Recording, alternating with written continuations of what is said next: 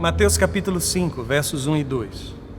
Vendo Jesus as multidões, subiu ao monte, e como se aproximasse dele os seus discípulos, ele se assentou e começou a ensiná-los, dizendo.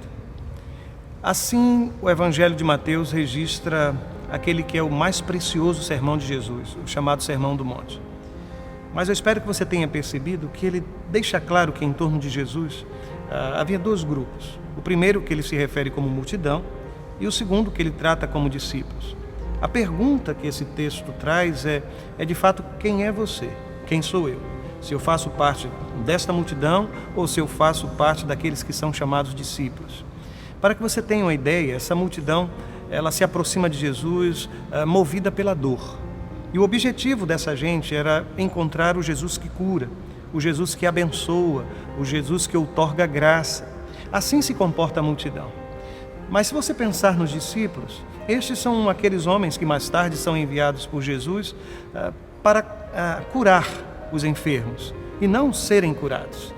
Talvez aqui esteja uma das características fundamentais do discipulado, porque o discípulo é aquele que se espelha na missão do seu Senhor. Por outro lado, é certo que em nossa cultura, quando alguém quer falar, ensinar, fica de pé. Mas entre os judeus do primeiro século, os rabinos costumavam sentar-se para fazer isso. E notem que quando Jesus se assenta, os discípulos se aproximam dele e Jesus começa a ensiná-los. Aqui está uma característica do discípulo. O discípulo é este que se assenta ao lado do seu Senhor para ouvi-lo, para aprender dele, para receber o seu ensinamento. É interessante que quando este sermão é concluído, o escritor sagrado diz que a multidão que ouviu o discurso de Jesus, ela saiu maravilhada e diziam entre si que aquelas palavras nunca haviam sido pronunciadas daquele jeito e com aquela autoridade pelos rabinos e mestres do tempo de Jesus. Jesus ensinava diferente. A multidão, quando ouve Jesus falar, ela fica impressionada.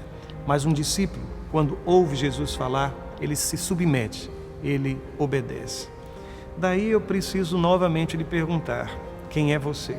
Se você é parte da multidão ou parte daqueles que são chamados discípulos? Estes que foram chamados aqui de discípulos são identificados no texto sagrado. Eles têm nome, nós conhecemos a história de cada um deles. Multidão é anônima, ela não assume um compromisso pessoal com Cristo. Portanto, cabe a você responder a pergunta, e a mim também. E a minha oração é que possamos ser contados entre aqueles que são de fato discípulos do Senhor.